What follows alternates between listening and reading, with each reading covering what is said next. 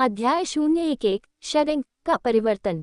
जूनजी दो दुनियाओं का आदमी है। अपने पिछले जन्म में वह दुनिया का सबसे बड़ा हत्यारा था जिसने दुनिया और उसके असंख्य माउस को देखा था। एक नज़र में उसने आसानी से इस छोटी लड़की के दिमाग के विचारों को समझ लिया। वह एक मृत व्यक्ति है जो इस शरीर के मूल स्वामी पर विलाप करता है, यहाँ तक कि जब उसकी अपनी नौकरानी भी उससे डरती थी तो क्या एक बड़ी असफलता थी। आह भरे के बाद उसने कहा, अभी तुम्हें यहाँ रहने की कोई ज़रूरत नहीं है, तुम अब बाहर जा सकती हो। छोटे के ने सिर झुकाया। उसने मन ही मन सोचा, जब तक मैं तुम्हारे बहुत करीब नहीं आ जाती तुम कुछ नहीं कर पाओगे। इसके अलावा आपके चोट और कमज़ोर शरीर के कारण आप मुझे पकड़ भी नहीं पाओगे। उसके बाद वह चली गई। जूनजी खिड़कियों के पास गया और गहरी सांस ली। फिर उसने अपने शरीर की वर्तमान स्थिति की जांच करते हुए अपने शरीर के भीतर क्यूई को हिलाने की इच्छा की। जब वह उठा तो उसे एहसास हुआ कि आज के उसके और पिछले कुछ दिनों के उसके बीच एक स्पष्ट अंतर है। दुर्भाग्य से उनके पास गहन विश्लेषण करने का समय नहीं था। अब जब उसने स्वयं का विश्लेषण करने पर ध्यान केंद्रित किया तो वह बहुत हैरान हुई। उसकी चौड़ाई पहले की तुलना में बहुत दूर तक साफ दिख सकती थी, यहाँ तक कि 3 झांक की दूरी पर भी वह टाइल पर चलने वाली चींटी के छोटे पैरों की संख्या गिन सकती थी। उसकी आंखों में पूरी दुनिया बदल गई थी। सभी पेड़ और घास हरे भरे हो गए थे जो भरपूर जीवन शक्ति से चमक रहे थे। TL एक झांक इक्वल्स 10 फीट इक्वल्स 3.04 मीटर। जूनजी ने ऊपर की ओर मुंह करके उगते सूरज को देखा। बहुत देर बाद भी उसे अपनी आंखों में कोई जलन महसूस नहीं हुई। वह उसके लिए हीट की एक गेंद थी। अब उसके कान भी अलग तरह से सुन सकते हैं। वह घास के बीच इधर उधर भागते छोटे छोटे पेड़ों की साफ आवाज सुन सकती थी। वह केंचुओं के इधर उधर रेंगने की आवाज भी सुन सकती थी। उसे अचानक लगा कि ये दुनिया अनगिनत रूप से अद्भुत है। नो वी एल बिन सी ओम पर नवीनतम नोवेल्स प्राप्त करें। उसे याद आया कि उसके पिछले जीवन में यह अद्भुत अनुभूति केवल तब हुई थी जब आंतरिक कलाओं में उसकी साधना पूर्व दिव्य अवस्था में पहुंची थी। तब भी यह उसके पूरे शरीर को शामिल नहीं करती थी। स्वर्ग और पृथ्वी से उत्पन्न एक पारलौकिक क्षेत्र जो अत्यधिक उत्साहपूर्ण अनुभव करने से स्वयं को रोक नहीं सकता। ऐसा क्या हो सकता है? क्या मैं एक रात के अभ्यास से एक बार फिर पूर्व दिव्य अवस्था को प्राप्त कर चुका हूँ? क्या ये थोड़ा ज्यादा तेज नहीं है? उसने अपने शरीर में ची प्रवाह का निरीक्षण करने के लिए गहराई से देखा और खुद को निराशा में गिरने से नहीं रोका। क्यूई का प्रवाह अभी भी कमजोर और फीका था, हालांकि यह अधिक सुसंगत हो गया था। इस तरह की क्यूई के साथ इसका उपयोग केवल सब्जियां काटने के लिए किया जा सकता है, वास्तविक लड़ाई में नहीं। अगर वह वास्तव में प्री सेलेस्टियल चरण में कदम रखता तो ऐसा बिल्कुल भी संभव नहीं था कि क्यूई प्रवाह इतना कमजोर होता। लेकिन दूसरे दृष्टिकोण से सोचे तो चूंकि उसे अभी भी दिव्य अवस्था प्राप्त करनी थी तो उसका शरीर इतने उच्च स्तर पर कैसे काम कर सकता था? ये स्वर्ग के भाग्य को खोलने की कला के अद्भुत योगदान के कारण ही हुआ होगा। इस निष्कर्ष पर पहुंचने के बाद उसका मूल रूप से निराश स्वभाव ऊपर उठ गया। अपनी आस्तीनें मोड़ते हुए जूनजी अचानक चौंक गया। क्या इसे असली आदमी की बाहें भी माना जा सकता है? गुलाबी रंग के साथ नाजुक बर्फ जैसी सफेद बाहें, यहाँ तक कि किसी महिला की बाह भी उसकी बाह से मेल नहीं खा सकती। जूनजी कांस्य दर्पण की ओर भागा और उसके सामने खड़ा हो गया। उसका दिल टूट रहा था। उसके चेहरे की विशेषताएं वही थीं, हालांकि ये स्पष्ट रूप से बहुत अधिक कोमल और सफेद हो गया था। इस प्रकार का चेहरा वह था जिसे जूनजी ने अपने पिछले जीवन में सबसे अधिक घृणा की थी। एक सुपर फूल लड़का। यह एक सुपर दूधिया सफेद फूल लड़का है जिसका शरीर बेहद कमजोर दिखता है। ये वास्तव में एक वास्तविक जीवन के भूत से मिलने जैसा है। जूनजी ने हंसते हुए कहा, जब से मैं इस दुनिया में आया हूँ मेरी स्थिति पहले से ही एक वास्तविक जीवन के भूत से मिलने से अलग नहीं थी। भले ही कुछ और विचित्र हो, मैं कैसे आश्चर्यचकित हो सकता हूँ। हालांकि कल रात उन्होंने पल्प रैंडिंग मेरिडियन क्लींज का एक सत्र लिया था। इसके अलावा उन्हें स्वर्ग के भाग्य को अनलॉक करने की कला के दरवाजों में सफलतापूर्वक एक छोटा सा अंतर खोलना चाहिए था। ऐसे में उनका शरीर इतना कमजोर कैसे रह सकता है? उन कारकों को ध्यान में रखते हुए उसने अपने शरीर की फिर से जांच की। इस बार परिणामों ने जूनजी को बहुत आश्चर्यचकित कर दिया। यदि कोई उसके बाहरी रूप की जांच करे तो वह वास्तव में एक अत्यंत कमजोर व्यक्ति था, लेकिन वास्तव में उसकी मांसपेशियां और मांस अत्यधिक घने और सख्त बनने के लिए पुनर्गठित हो गए थे। भले ही वह अपने पिछले शरीर से इसकी तुलना करे, इसकी संरचना संभवतः कम शक्तिशाली होगी। कंकाल के ढांचे और मेरिडियन सहित उसके पूरे शरीर की गुणवत्ता बहुत उच्च स्तर पर पहुंच गई है। उसके वर्तमान शरीर को धन्य कहा जा सकता है, वास्तव में मार्शल आर्ट का अभ्यास करने के लिए सबसे अच्छा संभव शरीर। इसके अलावा जो कोई भी उसे देखता है वह कभी भी यह विश्वास नहीं कर पाता कि इतने कमजोर शरीर का मालिक एक शीर्ष रैंक का हत्यारा बन सकता है। ये वास्तव में प्राकृतिक छलावरण का सबसे अविश्वसनीय रूप था। ऐसे विचार उसके दिमाग में चलते रहे और स्वाभाविक रूप से जूनजी अपने प्रशिक्षण के प्रति और अधिक भावुक हो गया। वह जल्द से जल्द अपनी मूल शक्ति वापस पाना चाहता था। अगले महीने के दौरान जून निवास के भीतर कुछ अकल्पनीय हुआ। राज्य में सबसे बड़ा व्यभिचारी यंग मास्टर जून मोक्सी वास्तव में 1 महीने से अधिक समय तक घर पर रहा। वह गैंगस्टर बनने के लिए बाहर नहीं गया, वह फ्लोरी नाइट लॉज में नहीं गया, वह मुर्गों की लड़ाई और शिकारी कुत्तों की दौड़ के लिए नहीं गया, और उसने आगजनी या हत्या भी नहीं की। घर पर वह हमेशा अपने निवास में या पुस्तकालय भवन में रहता था। उसने नौकरानियों के साथ भी छेड़छाड़ नहीं की। वह नौकरों के प्रति भी विनम्र हो गया। ऊपर बताई गई सभी बातें जून परिवार के सभी लोगों को अजीब लग रही थी। क्या ऐसा हो सकता है कि सूरज पश्चिम से उगता है, या शायद सूरज दक्षिण या उत्तर से उगता है? किसी भी तरह से उन्हें पूरा भरोसा था कि सूरज पूर्व से नहीं उगता। हे भगवान, हे महान पृथ्वी, तुमने आखिरकार अपनी आंखें खोल ली हैं। तीसरा युवा मास्टर आखिरकार एक नया पृष्ठ खोलने के संकेत दे रहा है। ये सब देखकर दादाजी जून को भी राहत महसूस हुई। ऐसा लग रहा था कि यह बच्चा आखिरकार एक नया जीवन शुरू करने के संकेत दे रहा है। 1 महीने के बाद जूनजी ने आखिरकार स्वर्ग के भाग्य को अनलॉक करने की कला के पहले द्वार को तोड़ने में कामयाबी हासिल की। वह अपनी साधना के स्तर को काफी हद तक मजबूत करने में भी कामयाब रहा था। वह इस जुबान महाद्वीप के बारे में और भी ज्यादा समझ गया था। भले ही उसके ज्ञान की तुलना इतिहासकारों से नहीं की जा सकती, लेकिन मूल जून मोक्सी की तुलना में जूनजी व्यावहारिक रूप से एक प्रोफेसर के स्तर का था। ये कहना अतिशयोक्ति नहीं होगी कि दोनों के बीच का अंतर स्वर्ग और पृथ्वी जैसा था। जूनजी सिर्फ एक चीज से असंतुष्ट था, और वह थी चेतना के सागर में स्थित 7 रंगों वाला 9 परतों वाला होंगजुन पैगोडा। पूरे 1 महीने की कड़ी मेहनत के बाद भी वह पहली परत पर ही अटका हुआ था। उसने दूसरी परत को तोड़ने की अनगिनत बार कोशिश की थी। जब भी उसे अपने अंदर कोई प्रगति महसूस होती तो वह कोशिश करने के लिए आगे बढ़ जाता, लेकिन हर बार उसे बहुत ज्यादा दर्द होता। ये दर्द ऐसा था जैसे चेतना के सागर में 10 लाख लंबी सुइयां चुभ रही हों।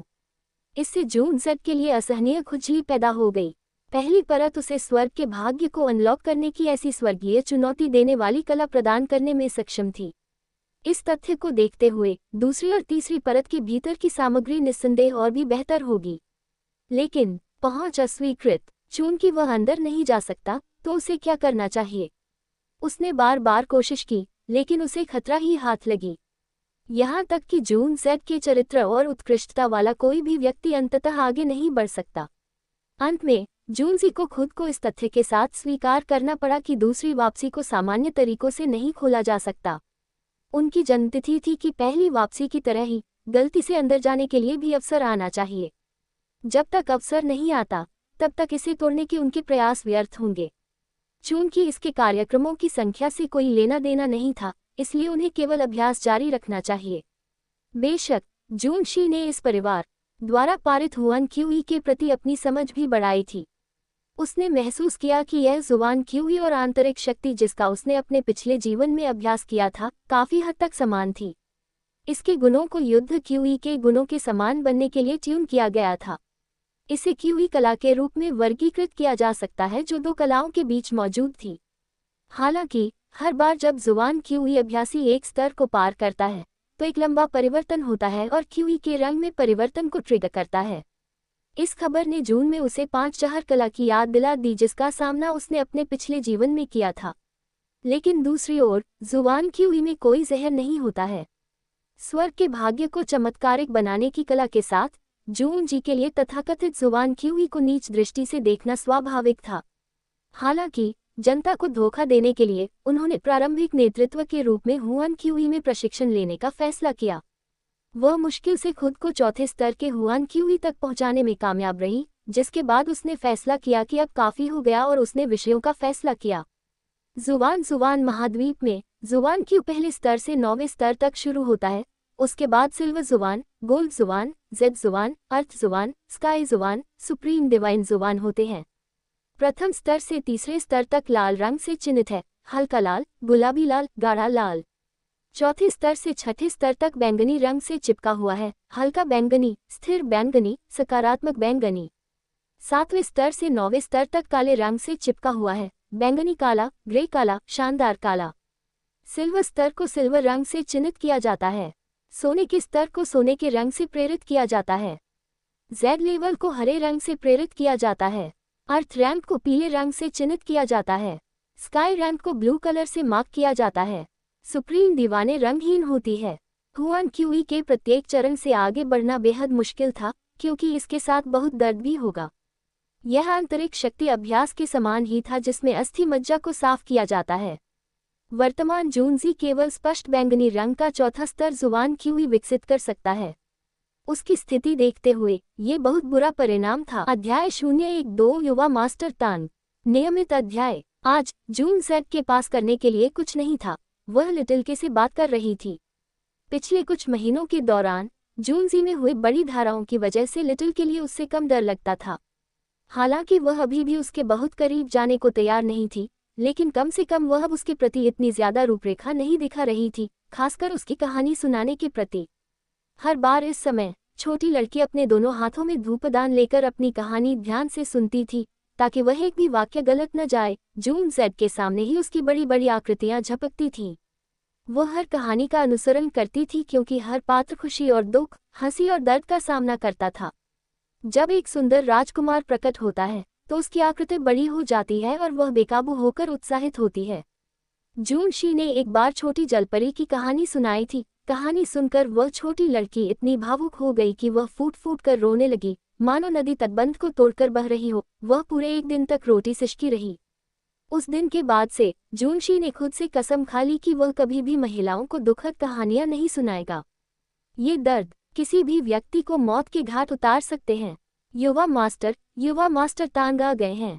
जून सी यह कहानी बता रहे थे कि किस प्रकार बंदर सन को 8 आकृतियों वाली भट्टी में कैद किया जा रहा था। छोटी लोलिता ने एक बार फिर धूपदान पकड़ा और उसके सामने खड़ी हो गई। वह ध्यानपूर्वक लगातार अपनी आंखों को झपका रही थी।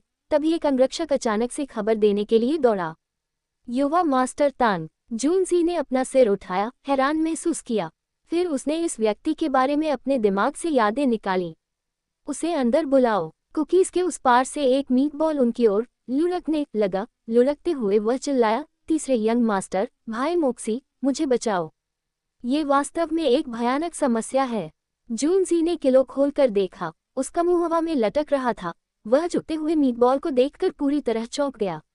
ये बिल्कुल अकल्पनीय था कि मीटबॉल वास्तव में बोल सकता है। मीटबॉल उसके करीब आने के बाद ही उसे एहसास हुआ कि वास्तव में एक इंसान था। इस व्यक्ति की गर्दन तो निश्चित रूप से नहीं होगी, या कम से कम तीसरे युवा मास्टर जून की नज़र से तो ये दिखाई नहीं देगी। उसके कंधे बने हुए थे, उसकी भुजाएं छोटी और मोटी थीं और उसका सिर गोल था, जो उसके आकार का नेतृत्व कर रहा था। उसके दोनों जांघें बेहद छोटे और मोटे थे। जैसे जैसे वह आगे बढ़ती है, उसके शरीर की चर्बी शानदार ढंग से उछलती है, बिल्कुल यांगेजी नदी की लगातार आगे बढ़ती लहरों की तरह। संक्षेप में उसे बांस जैसा कुछ भी नहीं कहा जा सकता। हालांकि वह इंसान जैसा नहीं दिखता। आंगन के दरवाजे से अंदर आते हुए, जो कुछ ही कदमों की दूरी पर था, वह सांस लेने के लिए हौंफ रहा था, लगातार अपना पसीना पोंछ रहा था और जाहिर तौर पर बहुत थका हुआ था। ये व्यक्ति कोई और नहीं बल्कि तांग परिवार का युवा मास्टर था, जिसका पद और प्रसिद्धि जून परिवार के बराबर थी, तांग युआन। वह वाकई उसके जैसा ही दिखता है, लेकिन वह पहले से भी बड़ा लग रहा था। जून जी ने मन ही मन सोचा, ओह युवा मास्टर तांग, आपको क्या हो गया है? ऐसा क्या हो गया है कि आप मुझे बचाओ चिल्ला रहे हैं? इस बार किस अंधे मूर्ख ने आपको उकसाया? जून जी ने पूछा जब उसने देखा कि जून मोक्सी का सबसे अच्छा दोस्त उसके सामने खड़ा है और अपनी हंसी को रोक रहा है। खूनी दादी, ली और मेंग परिवारों के उन लोगों के अलावा और कौन है? युवा मास्टर तांग क्रोधित हो गया। उसने अपनी आंखों को मोटी मांस के बीच से खुद को प्रकट करने के लिए मजबूर करने का प्रयास किया, एक संकीर्ण भट्ठा खोलने में सफल रहा। भाई, पिछले कुछ दिनों से मैं हजारों सोने के हॉल के अंदर अच्छे 10 दिनों से था। कुल मिलाकर 1,50,000 चांदी के लिए आंक खो चुका हूँ। तीसरे युवा मास्टर, आपको मदद करनी होगी। अन्यथा जब मैं घर जाऊंगा तो मेरा बूढ़ा आदमी मुझे मार डालेगा। TL लियांग मुद्रा का एक रूप है। 1,50,000 चांदी के लियांग। जूनजी चौंक गया। तुमने इतना पैसा कैसे खो दिया? रुको, तुम्हें इतना पैसा कहाँ से मिला? तांग युआन ने जोर से आह भरी। शुरुआत में मैं वास्तव में जीत रहा था। मैंने कुल 50,000 तक जीते। अगर वे तुम्हें जीतने नहीं देंगे तो क्या तुम जुआ खेलना जारी रखोगे? तुम वहाँ इतना कुछ हारने के लिए क्या खेल रहे थे? तुम में वाकई हिम्मत है। जूनजी ने उसे घूर कर देखा। तांग युआन ने खंडन करने की हिम्मत नहीं की और बस बड़बड़ाया, पिछले महीने क्या तुमने खुद 1,00,000 लियांग नहीं खो दिए थे? मेरा तुमसे थोड़ा ज्यादा है और फिर भी तुम। मुझे ये बताने का क्या मतलब है? इसके अलावा मात्र 1,50,000 चांदी के लियांग ऐसी चीज नहीं है जिसे आपका तांग परिवार छोड़ नहीं सकता। क्या यहाँ आकर चिल्लाने की कोई जरूरत थी कि मुझे बचाओ? जूनजी को अचानक एहसास हुआ कि इन लोगों का मूल्यांकन सामान्य ज्ञान से नहीं किया जा सकता। ये लोग आपके सामान्य खर्चीले युवा स्वामी हैं। भले ही वह तुम्हारा बुरा आदमी हो, वह तुम्हें महज 1,50,000 चांदी के लियांग के लिए नहीं मार सकता। ऐसा नहीं है कि तुमने पहले कभी इतना कुछ नहीं खोया है। लेकिन जब मैंने अपना सारा पैसा खो दिया तो मैंने उनसे कहा कि मैं और पैसे लेने के लिए घर जाऊंगा। तभी लीबो ने मुझे उकसाया, कहा कि हर कोई पहले से ही थक चुका है और अगर मैं वहां नहीं रहूंगा तो वे चले जाएंगे। मैं लापरवाह हो गया और तांग युआन ने जूनजी को दयनीय भाव से देखा। उसका चेहरा पछतावे से भर गया। और क्या? जूनशी को अचानक एक आशंका हुई। कोई व्यक्ति अपने सैनिकों को खो सकता है लेकिन अपनी संरचना को नहीं खो सकता। मैं आवेग में आ गया और अपने साथ लाए गए जेड और कीमती तलवार को गिरवी रख दिया, कुल 3,00,000 चांदी के लियांग के लिए। मुझे लगा कि मैं उन सभी को जल्दी से वापस जीत लूंगा। मुझे उम्मीद नहीं थी। मैंने सब कुछ खो दिया। तांग युआन का चेहरा व्यथित था क्योंकि वह हिचकिचाते हुए बोल रहा था। तुम्हारी हिम्मत है कि तुम लोग आदमी खो दोगे लेकिन सेना नहीं। मुझे अभी भी याद है कि तुम्हारे पिता ने तुम्हारे लिए प्रसिद्ध स्नो ब्लस्टर तलवार खरीदने के लिए बहुत बड़ी रकम खर्च की थी। वह भयानक दिव्य हथियार लोहे को मिट्टी की तरह काट सकता है और तुम्हारा वह संगत जेड गर्म जेड से बना था। उस समय इन दो खजानों को पाने के लिए कम से कम 1 मिलियन लियांग खर्च हुए थे, है न? और फिर भी तुमने उन दोनों को केवल 3,00,000 में गिरवी रख दिया। सौदेबाजी की बिक्री में भी ऐसी बिक्री नहीं होगी। जूनजी अवाक रह गई। यह आदमी बहुत ज्यादा सक्षम है। एक बर्बाद आदमी के लिए बहुत ज्यादा सक्षम। मैं ऐसा व्यक्ति नहीं हूं जिसके पास नियम नहीं है, तुम्हें पता है। बात बस इतनी सी है कि उस समय मेरा दिमाग अचानक सुन्न हो गया था। मुझे ये भी नहीं पता कि इसे कैसे समझाऊं। मेरा दिमाग बस भ्रम की एक गंदी चटनी बन गया। तांग युआन ने फिर से बड़बड़ाया, लेकिन अगर तुमने ये दोनों खो भी दिए तो भी तुम्हारे पास गिरवी रखा हुआ नोट है। तुम इसे बाद में भुना सकते हो। ये देखते हुए कि तुम्हारे पिता तुमसे कितना प्यार करते हैं, ज्यादा से ज्यादा वे तुम्हें कुछ शब्दों में डांटेंगे, वे तुम्हें क्यों मारेंगे? इसके अलावा तुम्हारे परिवार के पास पैसे नहीं तो और क्या है? लगभग 1 मिलियन की कीमत के चांदी के सिक्के। क्या ये तुम्हारे जैसे किसी के लिए वाकई एक गंभीर समस्या है? जूनजी ने सिर्फ 2 बार हेंग कहा। बकवास, ये दोनों चीजें तो बेशकीमती हैं। मैं इन्हें तुरंत वापस जीतना क्यों नहीं चाहूंगा? तांग युआन ने गुस्से से जवाब दिया। ऐसा नहीं है कि तुम मेरे दादाजी के नियमों को नहीं जानते। पिछली बार तुमने खुद देखा था कि मुझे क्या सहना पड़ा था। इस तरह की पिटाई से त्वचा की एक परत उखड़ जाती है। तो तुमने जुआ खेलना जारी रखा। इस बार तुमने क्या गिरवी रखा? मुझे पता है कि तुम्हारे पास बहुत सारी अच्छी चीजें हैं, लेकिन मुझे यकीन है कि तुम्हारे पास एक भी ऐसी चीज नहीं है जिसकी कीमत लगभग 1 मिलियन लियांग हो। जूनजी एक असाधारण अनुभव वाला व्यक्ति था, खासकर जुए के मनोविज्ञान के मामले में। यह मोटा आदमी तब तक इतना चिंतित नहीं होता जब तक कि उसने कोई ऐसी चीज जुए में न लगा दी हो जिसके साथ उसे जुआ बिल्कुल नहीं खेलना चाहिए। हाँ, उस समय मेरे पास वास्तव में कोई कीमती चीज नहीं थी। अंत में मैंने आगे बढ़कर अपनी पत्नी को गिरवी रख दिया। तांग युआन का चेहरा फिर से व्यथित था। ये निराशा और खुद को मारने की इच्छा से भरा चेहरा था। मुझे अभी भी उससे शादी करनी है। आह, लिटिल के जो बगल में खड़ी थी ने चौंक कर कहा। उसकी आंखें चौड़ी हो गईं और वह तांग युआन को घूरने लगी। उसकी आंखें सदमे से भरी हुई थी। उसकी गहराई में घृणा का एक संकेत भी था। वह मन ही मन नाराज थी। यंग मास्टर के लिए अच्छा बनना आसान नहीं था और फिर भी यह बुरा दोस्त आ गया। क्या तुमने अपनी पत्नी को गिरवी रख दिया? तुमने वास्तव में अपनी पत्नी को इस झंझट में घसीटा। जूनजी लगभग अपनी कुर्सी से गिर पड़ा और वहीं बेहोश हो गया। ये बहुत चौंकाने वाला था, बिल्कुल अकल्पनीय। तांग युआन की मंगेतर न केवल उसकी पत्नी थी, बल्कि वह न्याय मंत्रालय के उपमंत्री सन चेंग हे की बेटी थी। एक प्रतिष्ठित परिवार की सुंदरी, जिसे 1000 स्वर्ण हॉल में भेजा गया था। अगर यह खबर फैलती तो उपहास और हंसी की मात्रा काफी होती। राज्य के राजस्व मंत्री का बेटा जुआ खेलने गया और न्याय उपमंत्री की बेटी को हार गया। अगर यह खबर फैल गई तो दादाजी तांग इस मोटे व्यक्ति के शरीर से सारा वसा और तेल निकाल देंगे और उसे आकाश लालटेन के ईंधन के रूप में इस्तेमाल करेंगे। मैंने उसे वहां नहीं घसीटा। तांग युआन चिल्लाने के कगार पर था, लेकिन मैंने एक वचन पत्र पर हस्ताक्षर किए थे, उसे 1 मिलियन लियांग के लिए बंधक के रूप में इस्तेमाल करते हुए। ये काले और सफेद रंग में लिखा गया था, यहाँ और वहाँ। मेरा हस्ताक्षर था। शीर्ष नॉवल अपडेट NOVL इन कॉम पर। सुअर, तुम सुअर। एक न्याय मंत्री की बेटी थी, दूसरा राज्य राजस्व मंत्री का बेटा था। इस तरह के संबंध से 2 प्रतिष्ठित गुटों के भविष्य और प्रतिष्ठा पर असर पड़ेगा। और फिर भी उसने इसे केवल 1 मिलियन के लिए गिरवी रखा। जूनजी ने हंसते हुए कहा, आपने वास्तव में इस पर भी हस्ताक्षर किए थे। उन 1 मिलियन लियांग का क्या हुआ? खो गया। तांग युआन अपने नितंबों के बल जमीन पर गिर पड़ा, जिससे जमीन कांप उठी और वह चिल्लाने और रोने लगा। उन्होंने कहा कि अगर मैं 3 घंटे के भीतर 10,500,000 लियांग नहीं लाता तो उन्हें अब पैसे की कोई जरूरत नहीं है। वे उसे भी नहीं चाहते। वे इस वचन पत्र को सार्वजनिक कर देंगे। हे भगवान! जूनजी फिर से अवाक रह गया। ये 10,500,000 लियांग कैसे हो गया? क्या ये सिर्फ 10 लाख लियांग ही नहीं होना चाहिए? वह 3 घंटों की कीमत थी। तांग युआन ने नाक सिकुड़ी। तीसरे युवा मास्टर, आपको मुझे बचाना होगा। मेरे पास जाने के लिए कोई जगह नहीं है। तुम चाहते हो कि मैं तुम्हें बचाऊं? मैं तुम्हें कैसे बचाऊं? तुम्हें क्या लगता है कि मेरे पास इतना पैसा है? जूनजी ने साफ मना कर दिया। क्या तुम मजाक कर रहे हो? इस सीनियर को इन जैसे लोगों को मारने से तृप्ति नहीं मिली है और तुम चाहते हो कि मैं इस तरह के जुआरी का समर्थन करने के लिए पैसे खर्च करूं? इस तथ्य को भूल जाओ कि मेरे पास इतनी बड़ी रकम नहीं है। भले ही मेरे पास हो, फिर भी मैं उधार नहीं लूंगा। तुम्हें किसी पैसे की जरूरत नहीं है। तांग युआन की आत्मा तुरंत उठ गई, उसकी छोटी आंखें झपक उठीं। ली फैंग और मेंग है झोंग ने एक शर्त रखी, कहा कि चून की 3rd यंग मास्टर जून कुछ समय से नहीं आए हैं, इसलिए वे मुझे वचन पत्र वापस कर देंगे, बशर्ते मैं तुम्हें उनके साथ कुछ राउंड जुआ खेलने के लिए ला सकूं।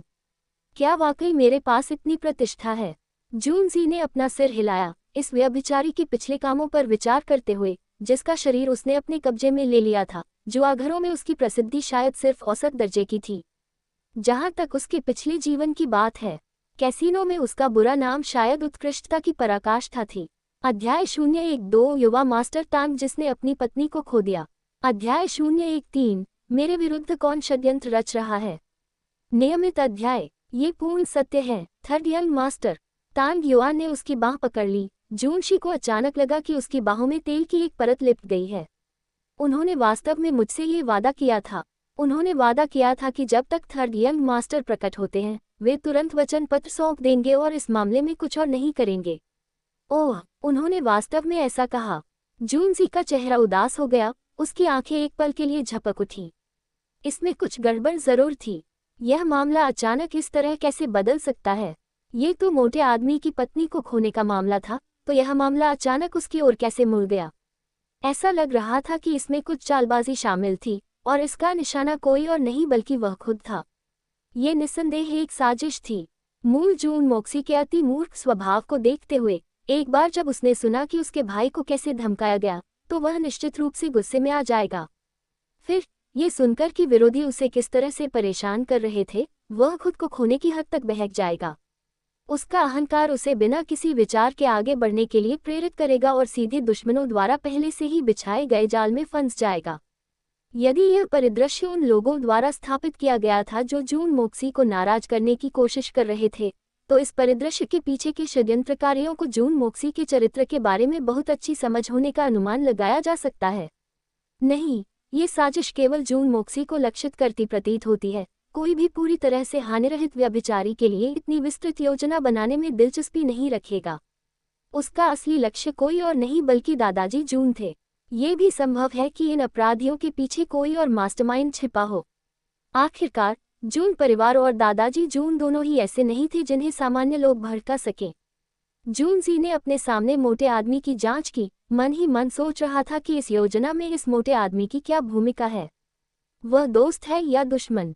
तांग युआन के चेहरे पर लगभग पेशाब करने जैसा भाव देखकर जून जी ने निष्कर्ष निकाला, अगर यह मोटा आदमी दिखावा नहीं कर रहा है तो वह निश्चित रूप से एक बेवकूफ होगा।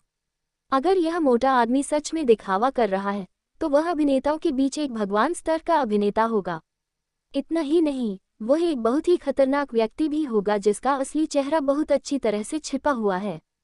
क्या उसे जाना चाहिए या नहीं? जून जी ने तुरंत निर्णय ले लिया। वह ऐसे रोमांचक कार्यक्रम को कैसे छोड़ सकता है? अपने जुए के हुनर के साथ क्या वह वास्तव में हार सकता है? इसके अलावा अगर वह नहीं जाने का फैसला करता है तो वह कैसे पता लगाएगा कि कौन उसके खिलाफ साजिश रच रहा था? जून जी अपने दुश्मनों को छाया में उसके खिलाफ साजिश रचने की अनुमति नहीं देता था। उन्हें बाहर लाओ और मार डालो, ये हमेशा से मामलों को संभालने का उसका तरीका रहा है। स्वर्ग के भाग्य की दिव्य कला को गुप्त रूप से प्रसारित करते हुए जून जेड के मुंह से एक मुस्कान फूट पड़ी। भले ही यह जुआ हो, फिर भी मैं हारूंगा नहीं। मेरे पास इस तरह की आंतरिक ऊर्जा होने के कारण मेरे लिए धोखा देना बहुत आसान है। नवीनतम उपन्यासों का अनुसरण करें और nookwealban.com। हमारे पास कितने चांदी के नोट हैं? अपना मन बनाकर जून जी लिटिल के की ओर मुड़ा। जून जी को हम शब्द का उपयोग करते हुए प्रश्न पूछते हुए सुनकर लिटिल के का दिल शर्म और खुशी दोनों की भावनाओं से भर गया। उसके दिल में बेवजह थोड़ी मिठास महसूस हुई। उसने शर्माते हुए जवाब दिया, पिछली बार ओल्ड मास्टर ने यंग मास्टर के खर्च के पैसे काट लिए थे। उसके बाद चांदी के बक्से में वर्तमान में 1,20,000 चांदी के बिल हैं। 30,000 लियांग में सोने की बिल, 300 लियांग में सोने की पत्ती, 100 सिलिया में सफ़ेद चांदी, खंडित चांदी। बस बहुत हो गया। मैं इतना इस्तेमाल नहीं करूंगी। लिटिल के को इतनी बारीकी से सब कुछ गिनते हुए देखकर जून जी ने उसे तुरंत रोक दिया। अन्यथा ये जिद्दी छोटी लड़की यह भी गिन सकती थी कि कितने तांबे के सिक्के हैं। जून जी ने कहा, 50,000 चांदी के लियांग बिल निकालो और 1 दर्जन और चांदी के टुकड़े तैयार करो। ये छोटी सी रकम कैसे काफी हो सकती है? तांग युआन ने लगभग उछल कर कहा। उसका चेहरा रो रहा था और वह भीख मांग रहा था। भाई, तीसरे युवा मास्टर, ये रकम तो इसके एक अंश को भी पूरा करने के लिए पर्याप्त नहीं है। आप मुझे मौत के मुंह में भेजने की कोशिश तो नहीं कर रहे हैं? मैं आपसे भीख मांग रहा हूँ भाई। फैटी, क्या तुमने पहले नहीं कहा था कि जब तक मैं आऊंगा तब तक तुम्हारा प्रॉमिसरी नोट का मामला सुलझ जाएगा? हम जुआ खेलने जा रहे हैं, उन्हें पैसे नहीं भेजने जा रहे हैं। युवा मास्टर टैंग, हम अपने साथ इतना पैसा क्यों ले जाना चाहते हैं? क्या यह एक बोझिल अतिरिक्त सामान नहीं बन जाएगा? क्या तुम्हें मेरे जुआ खेलने के कौशल पर भरोसा नहीं है जो दुनिया में बेजोड़ है? जून जी ने जवाब दिया, तुम्हारा जुआ खेलने का हुनर दुनिया में बेजोड़ है। पतली आंखों की एक जोड़ी बेवकूफ़ी से घूरती रही जब तक कि वह आश्चर्य में गोल नहीं हो गई। ये करतब तांग युआन के मोटे चेहरे के लिए कोई आसान उपलब्धि नहीं थी। इसमें कोई शक नहीं कि यह एक बहुत ही मुश्किल काम था। तांग युआन का मुंह फड़क उठा। अगर यह इस तथ्य के लिए नहीं होता कि उसका दिल इस समय भय और अवसाद से भरा हुआ था तो वह शायद जोर से हंसता। उसने अपने दिल में कहा, तुम्हारा तथाकथित जुआ खेलने का हुनर दुनिया में बेजोड़ है। मुझे याद नहीं आता कि मैंने तुम्हें पहले कभी जीतते देखा हो। जब तक तुम यह नहीं कह रहे हो कि तुम कितनी बार हारे हो, तब तक दुनिया में बेजोड़ होने का तुम्हारा दावा बहुत दूर की बात नहीं हो सकती। कोई बात नहीं, जब तक तुम जाओगे तब तक सब ठीक रहेगा। जब तक मुझे प्रॉमिसरी नोट वापस मिल सकता है, मुझे किस बात का डर है? साले, मैं इतना पागल कैसे हो गया कि अपनी ही बीवी को गिरवी रख दिया? यह मामला वाकई बहुत अजीब है। कम पैसे लेना शायद बेहतर हो, कम से कम नुकसान तो सीमित रहेगा। जून जी ने बिलों को अपने कपड़ों में रखा और फिर 2 घोड़ों को तैयार रहने का आदेश दिया। तांग युआन पहले से ही अधीर हो गया था। उसका मोटा शरीर दरवाजे तक लुढ़कता रहा, उसकी छोटी आंखें हर जगह घूम रही थीं, बेहद भयभीत दिख रही थीं। जल्दी करो तीसरे युवा मास्टर, अगर हम इतने बदकिस्मत हुए कि वापस आते समय तुम्हारे दादाजी से टकरा गए तो सब खत्म हो जाएगा। तुम इस बारे में नहीं जानते, लेकिन हर बार जब मैं तुम्हारे घर आता हूँ तो मुझे बहुत ज्यादा दबाव सहना पड़ता है। आह! जून जी ने घोड़े पर चढ़ते हुए हंसते हुए कहा, जैसा कि मैं देख रहा हूँ आज तुम इतने डरे हुए नहीं लग रहे हो।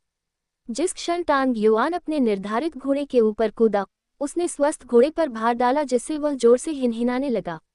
उसके चारों खुर नर्म हो गए, लगभग जमीन पर झुक गए। अधिक ताकत लगाने पर वह आखिरकार खड़ा होने में सक्षम हो गया।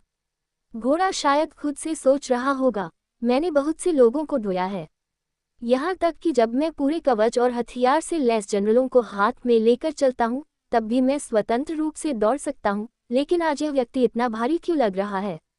एक गलत अनुमान और मैं लगभग अपना अगला खुर खो बैठा। जूनजी खुद को रोक नहीं सका और जोर से हंस पड़ा। फिर उसने अपना स्वस्थ घोड़ा आगे बढ़ाया।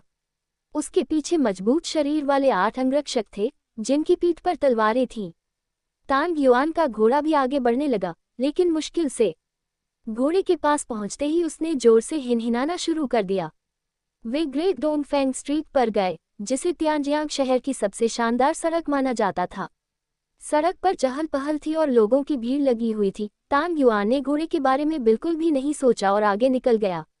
वह लगातार पीछे देखते हुए बहुत आगे निकल गया। उसका चेहरा चिंता से भरा हुआ था। जाहिर तौर पर उसे डर था कि जूनजी बहुत धीमी गति से चल रहा था।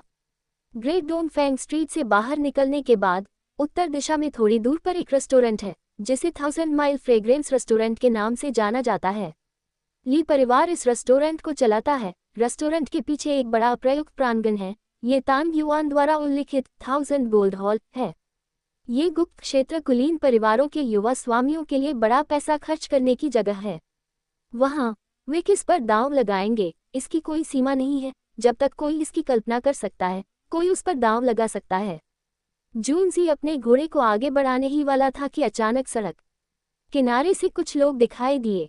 आगे आगे एक युवती चल रही थी। वह उदास होकर आगे बढ़ रही थी और गुस्से में चिल्ला रही थी, मेरा पीछा करना बंद करो, तुम मुझे बहुत परेशान कर रहे हो।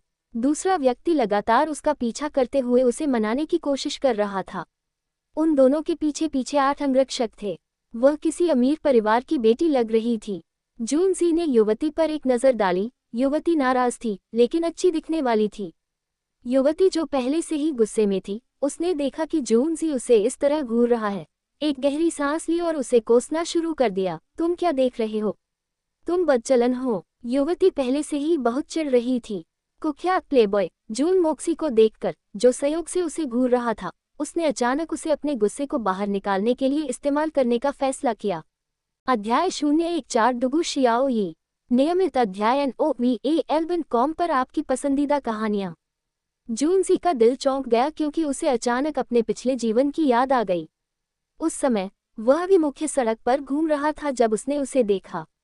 वह इतनी सुंदर थी कि वह अनजाने में फिर से उसे देखने के लिए मुड़ा।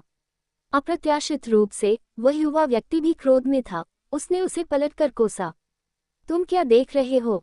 क्या तुमने पहले कभी कोई खूबसूरती नहीं देखी है, तुम बुरे बदमाश? अप्रत्याशित रूप से वे परिचित हो गए।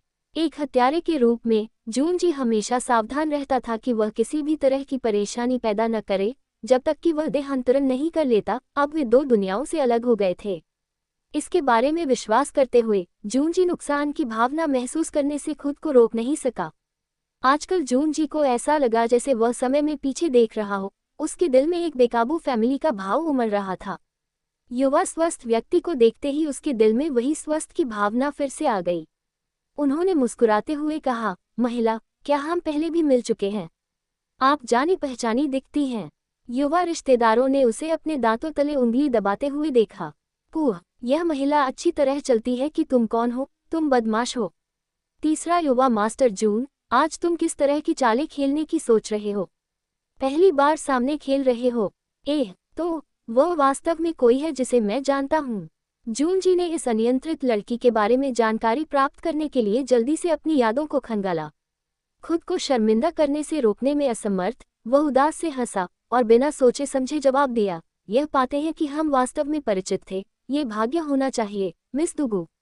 ये भाग्य है। ये क्या बकवास है? मिस दुगु ने अचंभित आंखों से देखा। उसकी एक महिला अंगरक्षक अचानक खुद को रोक नहीं पाए और जोर से हंस पड़ी। जहां तक तांग युआन का सवाल है, जब उसे एहसास हुआ कि जूनजी ने उसे नहीं पकड़ा है, तो वह पीछे मुड़ा और जून जेड के शब्दों को सुना। सम्मान। तीसरे युवा, मास्टर जून वास्तव में महिलाओं को ड्रू करने के मामले में एक पेशेवर थे। हालांकि उनका साहस और सम्मान भी उचित था। तियानजियांग साम्राज्य की नंबर 1 अविश्वसनीय महिला मिस दुगु शियाओई से ये शब्द कहने की हिम्मत करने वाले बहुत कम थे। दुगु शियाओई ने जून जी को घूरते हुए देखा। उसकी आंखें धीरे धीरे चमकने लगी और वह और भी भयंकर होती गई। जून मोक्सी, ऐसा क्या हो सकता है कि आपको लगता है कि पिछली पिटाई का दर्द पर्याप्त नहीं था? जैसा कि होता है, यह महिला बुरे मूड में है। मैं आपकी हड्डियों को ढीला करने में आपकी मदद कर सकता हूँ। जून जी चौंक गया और आखिरकार उसे याद आ गया कि यह दुगु शियाओई ही वह व्यक्ति है जिससे जून मोक्सी सबसे ज्यादा डरता है। संक्षेप में, उसने कुछ ऐसा किया जिसके परिणामस्वरूप दुगु शियाओई ने उसे पूरी तरह से हरा दिया, जिसके कारण उसे बिस्तर से बाहर निकलने में आधा महीना लग गया। मिस दुगु, मुझे आशा है कि आप ठीक होंगी। आहा, मैं वास्तव में ये कहना चाहती थी कि छोटे भाई को अभी भी कुछ काम निपटाना है। मैं पहले विदा लेती हूँ। मैं बाद में आपसे मिलूंगी। जूनजी ने चुपके से जाने की तैयारी की। छोटी सी चिड़चिड़ी लड़की के खतरनाक हाव भाव और चेहरे को देखकर ऐसा लग रहा था कि वह जून मोक्सी के पास दौड़कर जाएगी और उसे पीटना शुरू कर देगी। जून मोक्सी की यादों में, भले ही यह छोटी सी चिड़चिड़ी लड़की अभी भी छोटी थी, लेकिन उसकी युद्ध क्षमता काफी प्रतिष्ठित थी। यहाँ तक कि अगर कई जून मोक्सी भी होते तो भी वे उसका मुकाबला नहीं कर पाते।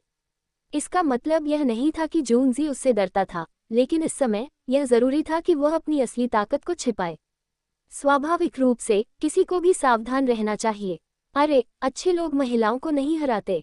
ठीक वहीं रुक जाओ। दुगु शियाओई ने अपनी ठुड्डी को हवा में ऊपर उठाया, फिर जूनजी को घमंडी चेहरे से देखा। तुम कहाँ जाने की योजना बना रहे हो? क्या तुम कुछ बुरा करने की योजना बना रहे हो? जून मोक्सी, चूंकि तुम मुझसे टकरा गए हो, इसलिए तुम कोई भी बुरा काम करना भूल सकते हो। बस चुपचाप आओ और इस महिला को अपना गुस्सा निकालने दो, फिर मैं तुम्हें जाने दूंगा। तांग युआन का चेहरा पसीने से तर था। वह जोश से नाच रहा था, उसका दिल लगातार चिल्ला रहा था।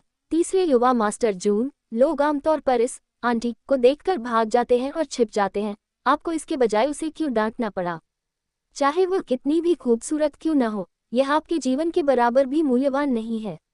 दुगु शियाओई की बड़ी चमकीली आंखों को देखते हुए, जो उसने एक अभिमानी और दबंग चेहरा बनाया हुआ था, जूनजी को अचानक एक विचार आया।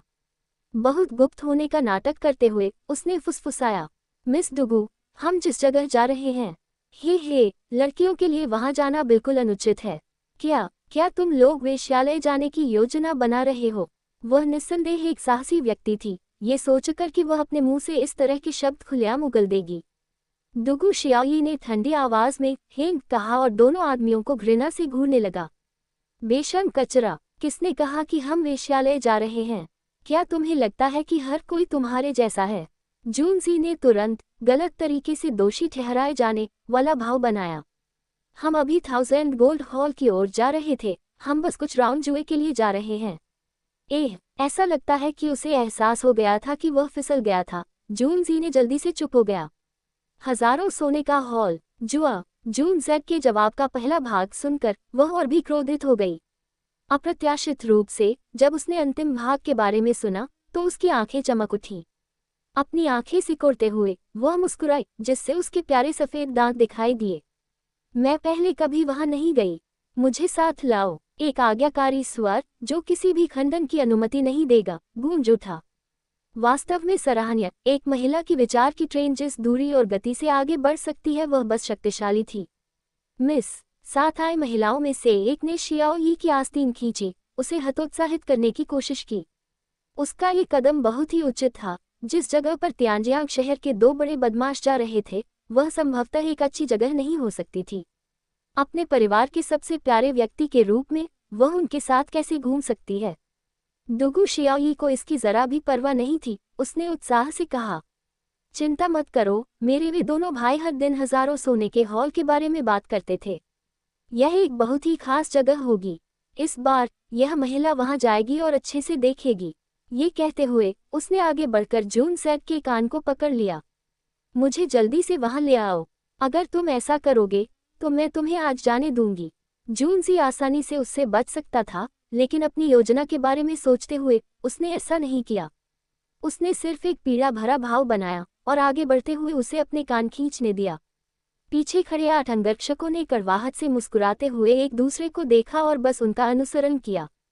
दुगु शियाओई के 8 अंगरक्षकों के लिए वे भी सहमत थे, ज्यादातर इसलिए क्योंकि इससे कोई फर्क नहीं पड़ता कि वे सहमत हैं या नहीं। ये 16 अंगरक्षक एक ही स्थिति में फंस गए थे। जो लोग यंग मास्टर जूनजी का अनुसरण कर रहे थे उन्हें खुद को संयमित करना पड़ा, लेकिन दुगु शियाओई के अंगरक्षकों की स्थिति भी बहुत बेहतर नहीं थी। उनमें से हर एक को खुद को सीमा तक रोकना पड़ा, प्रत्येक ने दूसरे परिवार को दोषी ठहराया। तांग युआन ने झल्लाहट में आह भरी, अचानक एक बाघिन हमारे रास्ते में क्यों आ गई? अगर वह गलती से उस वचन पत्र को देख लेती। तांग युआन कांप उठा, ये व्यक्ति आधे दिन के भीतर पूरे शहर में ये खबर फैलाने में सक्षम है। 2 दिनों के समय में राज्य के सभी महत्वपूर्ण पात्रों को पता चल जाएगा। जब ऐसा होगा तो मैं आत्महत्या कर लूंगा। लोगों का समूह 1000 माइल फ्रेग्रेंस रेस्तरां में पहुंचा, बाहरी प्रांगण से गुजरते हुए फिर पीछे के बड़े प्रांगण में प्रवेश किया।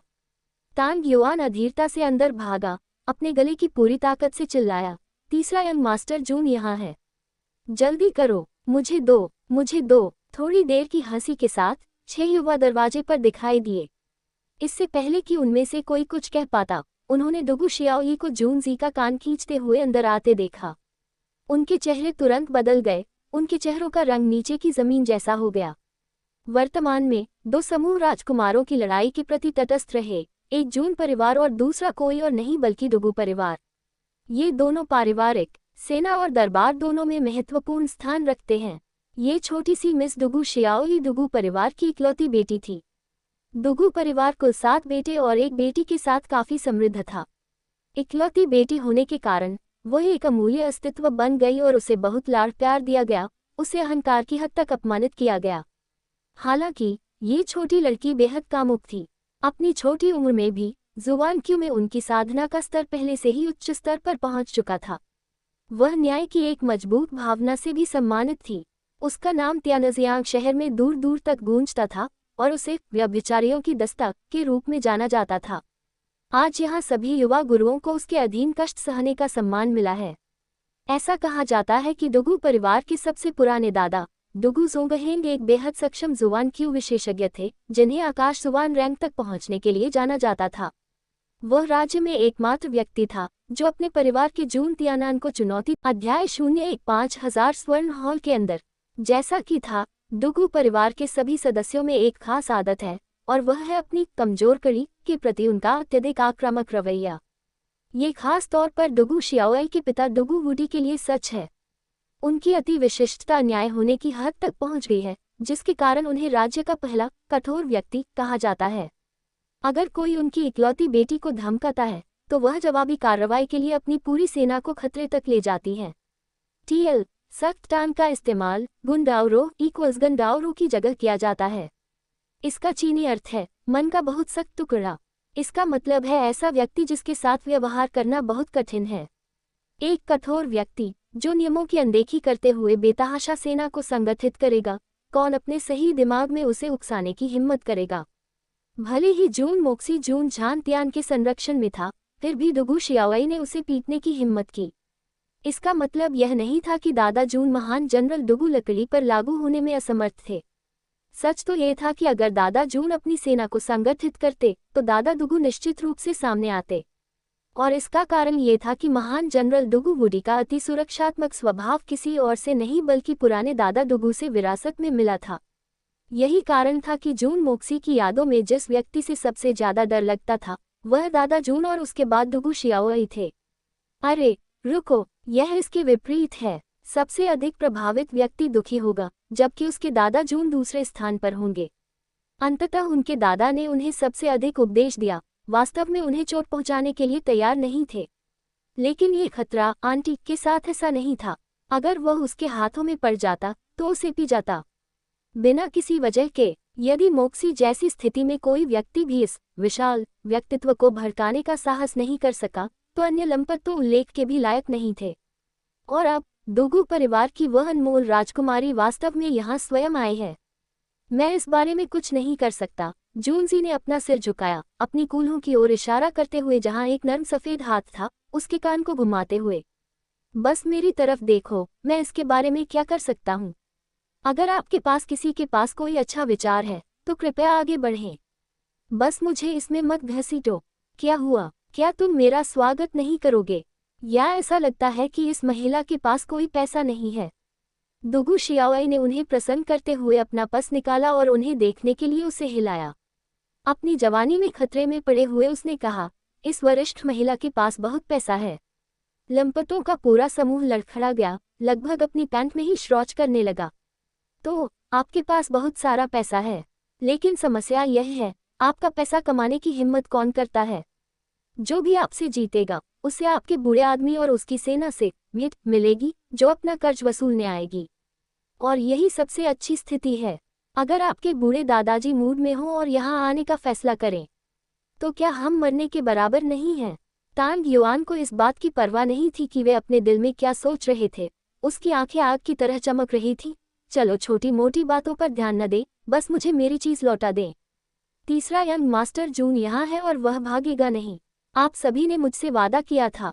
एक सच्चा आदमी भरोसे का आदमी होता है। जो लोग भरोसे के लायक नहीं हैं, उन्हें स्वर्ग और पृथ्वी के बीच खड़े होने का कोई अधिकार नहीं है। मोटे आदमी के आखिरी शब्द सुनकर जूनजी जैसी शांत भावनाओं वाले व्यक्ति को भी उल्टी आ गई। क्या तुम सच में ये दावा करने की हिम्मत रखते हो कि तुम असली मर्द हो? कृपया असली मर्दों की कीमत कम मत करो। 6 युवकों में से एक ऐसा था जो शांत था। ये व्यक्ति ली फैंग है, जो ग्रैंड प्रेसेप्टर ली शान का पोता है। उसके पीछे अन्य 2 क्रमशः ली जेन और ली लिन हैं, तीनों भाई थे। उसके बगल में एक दुबला पतला दिखने वाला युवक खड़ा है।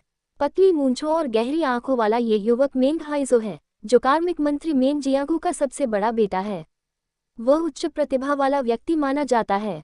उसके पीछे मेंग परिवार के 2 अन्य सदस्य मेंग लियांग और मेंग फी खड़े थे। ली फैंग मुस्कुराते हुए बोला, मिस डुगू के व्यक्तिगत रूप से मिलने के लिए मैं आपका स्वागत कैसे न करूं? कृपया अंदर आएं। ये कहने के बाद वह मुड़ा और आदेश दिया, मिस डुगू की ठीक से सेवा करो। अगर मिस डुगू नाराज हुई तो मैं तुम्हारी खाल उधेड़ दूंगा। उसने अपना सिर घुमाया। इस बार उसका चेहरा फिर से मुस्कुरा रहा था और उसने मेंग हाइजो को आंख मारी। चून की थर्ड यंग मास्टर जून यहाँ है, तो हमें अपना छोटा सा मजाक भी खत्म कर देना चाहिए। देखो मास्टर तांग कितने बेचैन हैं, उन्हें पहले से ही पसीना आ रहा है। एक असली आदमी स्वर्ग और पृथ्वी के बीच पैदा हुआ है, हम कैसे अविश्वसनीय हो सकते हैं? उसे वह चीज दे दो। मेंग हाइजो ने सिर हिलाया और तांग युआन की ओर मुड़ा। मास्टर तांग, मैं आपको वह वस्तु दे सकता हूँ। हालांकि 1 मिलियन और 500,000 चांदी के लियांग कम नहीं किए जा सकते। तांग युआन यहाँ केवल वचन पत्र वापस लेने आया था। जहाँ तक 1.5 मिलियन चांदी के लियांग की बात है, उसे इसकी जरा भी परवाह नहीं थी। हालांकि यह कोई छोटी रकम नहीं थी। एक बार जब उसने मेंग हाइजो के शब्द सुने, तो वह बार बार सहमत हुआ। शांत भाव से बगल से देखते हुए जूनजी ने अपने दिल में व्यंग्य किया। इसमें कोई संदेह नहीं था कि तांग युआन इस मामले से बेवजह डर गया था, लेकिन जरूरी नहीं कि वे दोनों बिना किसी आशंका के हों। भले ही तांग युआन ने उसे यहाँ आमंत्रित न किया हो, लेकिन उनके पास वचन पत्र के विवरण को सार्वजनिक करने की हिम्मत नहीं होगी।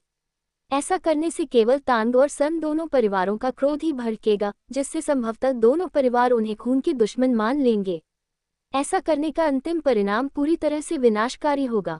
यदि कोई सभी विवरणों पर विचार करे, तो उसे एहसास होगा कि यह मामला वास्तव में उतना बड़ा नहीं था जितना लग रहा था।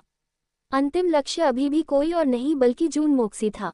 हालांकि जब तांग युआन वचन पत्र वापस ले लेगा तो वह समस्यात्मक परिणाम गायब हो जाएगा, जिसके बाद वे निश्चित रूप से नोट के बारे में अफवाहें फैलाना शुरू कर देंगे। उन अफवाहों का इस्तेमाल तांग परिवार पर प्रहार करने के लिए करेंगे। यह मामला कुछ ऐसा था जिसे वह पहले से ही देख सकता था। किस तरह की वस्तु यंग मास्टर तांग को इतना बेचैन कर सकती है? मुझे देखने दो, मुझे एक आंख खोलने वाला अनुभव दो। दुगु शियाओ स्पष्ट रूप से पीछे नहीं रहना चाहती थी, उसकी जिज्ञासा बढ़ गई।